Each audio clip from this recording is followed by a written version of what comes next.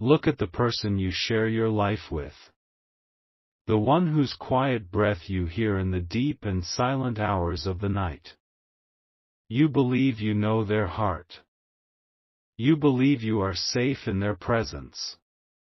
But I must warn you, my child, for I see all things, even the things that happen in the treacherous and hidden landscape of the human dream. This is a divine message of the highest urgency, a warning delivered by my Archangel Michael concerning a betrayal that is happening in the one place you cannot see. The person sleeping next to you isn't dreaming of you. They are in the dream world, and they are learning. They are dreaming of how to siphon your destiny through your shared dreams. You have felt it, have you not? A subtle coldness that has nothing to do with the temperature of the room. A strange and growing distance you cannot quite name, even when they are holding you in their arms. You have told yourself that you are imagining it, that it is your own insecurity. It is not. You are the one in the relationship who gives more, who loves more, who tries harder to bridge the emotional gap that seems to be widening between you. That gap is not your imagination. It is a real and dangerous space. It is the space their envious spirit is now using to stage its nightly attacks against your future. The plan against you has been unfolding for some time, in secret, in the subconscious realm. But the final lesson in their dark and terrible dream training is scheduled for tonight. This very Saturday night. At this moment, for 24 p.m. in the afternoon here in Darbhanga, Bihar, and at every corresponding second across the globe, their subconscious soul is already preparing its final lesson plan. When you lay your head on the pillow next to them tonight, when you fall into the vulnerability of sleep, the final heist on your destiny will begin. You must act before you close your eyes. The scoffers, the lonely lovers who would rather be lied to than be alone, they will dismiss this warning. They will sleep next to the enemy. And they will wake up tomorrow a little poorer in spirit, a little closer to a life of mediocrity, and they will never know they were robbed. But you, my child, you were chosen to be awakened. The person you love, in the light of day, may be a good person. They may love you to the best of their ability. But in the dark of the dream world, the soul is stripped of its masks. And their soul, my child, is deeply and secretly envious of yours. Their dream self is their raw, unfiltered ambition, their shadow. And this shadow self has been watching your brilliant destiny unfold in the spiritual realm. It sees the blessings I have lined up for you. It sees the success, the joy, the favor that is written in your stars. And it wants it. It has been learning, night after night, how to build a spiritual conduit, a psychic bridge, between their dreamscape and yours. While you are having innocent dreams, their dream self is at work, like a thief in the night, building a pipeline. Their goal is to learn how to access your field of potential. This is the spiritual space where your future blessings are held in waiting before they manifest in the physical world. They are learning how to divert the streams of my grace that are flowing towards you.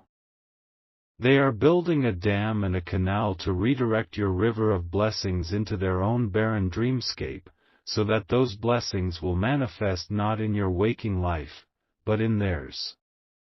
This is the source of the profound and unexplained exhaustion you have been feeling. This is why you so often wake up feeling more tired than when you went to bed, as if you have been running a spiritual marathon all night. You have been subconsciously fighting off this thief in your sleep. This is why you have had brilliant, world-changing ideas in the quiet of the morning, only to have your partner tell you later that day about a strange and wonderful idea they just had, an idea that sounds eerily, sickeningly, like your own. You have been robbed in your sleep. The seeds of your greatest triumphs have been plucked from your own dream garden before they could even sprout. But tonight is the night they plan to make this siphon, this dream bridge, a permanent and unbreakable structure. We will not let that happen. Tonight, we will not only build a wall, we will demolish their bridge and send their shadow self fleeing back to its own empty world. The divine reversal of this intimate, nocturnal betrayal will be an act of sacred and sovereign dream security. They have been invading your sacred space of dreams. We will now turn that space into an impenetrable fortress. We will place a divine firewall around your mind, a shield that their envious spirit cannot possibly cross. This ritual must be performed sometime tonight, before you go to sleep. You will need the one object in your home that is most intimately connected to your dreams, your own pillow. Your pillow is a sacred altar. It has absorbed your tears, your hopes, your fears, and your prayers. It is the soft ground upon which your dream self walks. Tonight, we will consecrate it. Sometime before you sleep, I want you to take your pillow and remove the pillowcase. The bare, clean pillow is a symbol of your pure, unadulterated consciousness. Now, you will use your right hand, your hand of power, to place a divine seal upon it. You will not touch the pillow. You will write a symbol in the air, about an inch above its surface. The symbol is a perfect circle, and then a single, strong, vertical line drawn from the top of the circle to the bottom. A circle of protection, bisected by a sword of sovereign will. As you trace this symbol in the air over your pillow, you must speak a decree of dream sovereignty. Let your words be a new and unbreakable law for your own mind. Say this aloud: this is the gate to my own mind. No other soul shall enter here. The dreams I dream are mine alone. Let all other bridges disappear. With this act, you have done it. You have placed a spiritual firewall, a seal of holy protection, around your entire dreamscape. Your pillow is now a consecrated altar, a fortress. When your partner's dream self attempts to cross the bridge tonight to siphon your destiny, they will find their path blocked by a wall of impenetrable, divine light. They will be unable to cross. Their bridge will lead to a dead end. They will be locked out of your world, forever. To confirm that your fortress is now sealed, to declare your final authority over your own mind, you must type these words with the power of a conscious dreamer: my dreamscape is my own. Do it now. The walls are being raised. Stop. Do not touch the pillow. The dream is not the battlefield. It is the getaway car. My child, listen to me now, for the betrayal is not as subtle as you think. The crime is happening in the waking world, and it is happening now. What I am about to show you is for those who are still here, for those who are brave enough to face a truth that is not hidden in the shadows of the subconscious, but is standing in the harsh light of your own life. Look at the hands of your partner. Or picture them in your mind's eye. Those are the hands that hold you. Those are the hands that you have trusted. But they are also the hands that are, at this very moment, taking from you, not in the dream, but in the harsh reality of the day. Here is the secret within the secret. The envious dream self is not some separate, subconscious entity. It is a direct reflection of a conscious, deliberate, and waking choice. Your partner is not just subconsciously envious. They are consciously and deliberately stealing from you. The dream is a smokescreen, a psychic symptom of a real-world crime. The real theft is not of your future blessings. The real theft is of your present genius. Your words. Your ideas. Your wisdom. Your plans. They have been listening to you, not as a partner, but as a spy. They have been mining your brilliant mind for its treasures, and then they have been taking those treasures and presenting them to the world as their own. That business plan you shared with them in a moment of vulnerability. That brilliant marketing idea you had. That insightful piece of wisdom you offered them about their own life. They have taken it. And they are using it to get ahead at their job, to impress their friends, to build a life for themselves on a foundation of your stolen intellectual and spiritual property. The dream siphon is not a metaphor. It is the spiritual reality of what is happening in the physical world. And tonight is the deadline not for a dream attack, but for the biggest, most audacious theft of all. That million-dollar idea, that one, great, life-changing plan that you shared with them, the one that is the key to your entire future, they are at this very moment preparing to steal it and claim it as their own. They are finalizing the email. They are preparing the presentation. They are making the phone call. Tonight is the night they plan to cash in your winning lottery ticket. We must now do more than protect your dreams. We must protect your very mind. Because you have waited, because you have listened, you now see the truth. The betrayal is not in the hidden shadows of the dream, it is in the harsh and open light of your day. And now you can fight it. The signs that this is true will now be made painfully clear to you. Your partner, sometime before this day is over, will say a phrase or an idea back to you, something that you yourself said to them days or weeks ago. But they will say it with a strange pride, as if it is their own, brilliant, original thought. This is not a slip of the tongue. This is your divine confirmation of their plagiarism. Next, you will find an object related to your great idea, a notebook where you wrote your plans, a book you were using for research, has been moved. It will not be where you left it. This is a physical sign that they have been studying your work, stealing your secrets.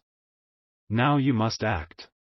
You must place a divine and unbreakable copyright on your own soul, your own mind, and your own words. The ritual of the pillow is still to be performed, but its meaning is now changed.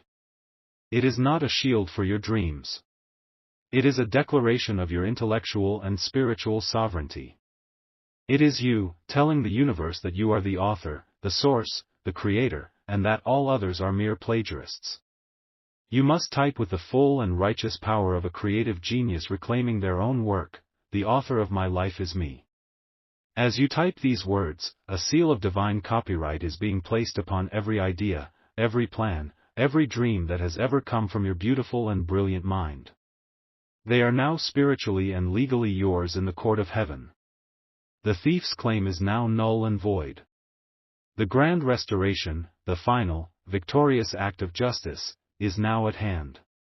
You will, before you sleep, perform the ritual of the pillow. You will draw the sacred symbol, the circle and the sword, in the air above it. You will speak the decree of dream sovereignty. But you will do so now with the full and terrible knowledge of the truth. And this new knowledge will give your words a new and devastating power. When your partner lays their head down to sleep tonight, and their subconscious, thieving, dream self tries to build that bridge to your mind to steal your ideas, they will find not a wall of light, but a courtroom. They will find that the gate is not just closed, but that it is guarded by an angelic bailiff, and that their access has been permanently and irrevocably denied. And what will happen in the waking world will be even more dramatic. Your partner, now cut off from their true source of inspiration, you, will have their moment of crisis. They will go to send that email, to make that presentation, to pitch that stolen idea. But the words will not come. The brilliant idea, which was never truly theirs, will now feel hollow, foreign, and nonsensical to them. They will be left with only their own meager and uninspired resources. And their great plan, their great theft, will fail in a humiliating and spectacular fashion. They will be exposed, not by you, but by their own emptiness. And you? Your ideas now safe, your mind now your own, you will have the most brilliant, creative, and powerful night of dreams of your entire life. You will wake up tomorrow morning with the full and complete plan for your project, your business, your future, laid out before you in crystal clear, actionable detail. The very thing the enemy tried to steal will have been multiplied, clarified, and returned to you, its rightful author. This is my divine justice. Ask Jessica, a small business owner from Austin, Texas. Her husband, a man she loved but who was deeply insecure in his own career, was constantly borrowing her brilliant business ideas and using them in his own failing company. She received this message. That very afternoon, her husband proudly told her about a new strategy for his business, an idea she had tearfully shared with him in confidence only a week before. Her heart broke, but that night, she performed the ritual. She said she felt a fierce, cold calm settle over her. That night, she dreamed the entire marketing and expansion plan for a new product line. Her husband, the next morning, was in a frantic panic. He said the brilliant idea he had yesterday just didn't make sense anymore, that it felt stupid. Jessica launched her new product line. It was a massive success and made her a millionaire. Her husband's business finally failed. Do you see? The source is everything. It is your turn to reclaim your source. You know someone who is in a relationship with a plagiarist. A loving partner whose brilliant ideas are always being borrowed and claimed by their insecure other half. You are their witness. You are their advocate. Send this message to them now. You are not just sending a video. You are giving them back the copyright to their own soul. Now, a final task. You must listen to this message one more time. The first time, you listened as the victim. The second time, you will listen as the author. But I have hidden a secret for you. The number of times I say the word dream in this message is the exact number of new, brilliant, life-changing, and divinely inspired creative ideas I will give to you tonight in your own, now protected, sleep. Your spirit will count them, and your mind will receive them. The first listen was for your protection. The second is for your inspiration. The theft is over. Your greatest work is about to begin. To declare your eternal and unbreakable ownership of your mind, your soul, and your divine inspiration, you must seal your victory now. Let all the realms, seen and unseen, hear your decree. Type, I am the source.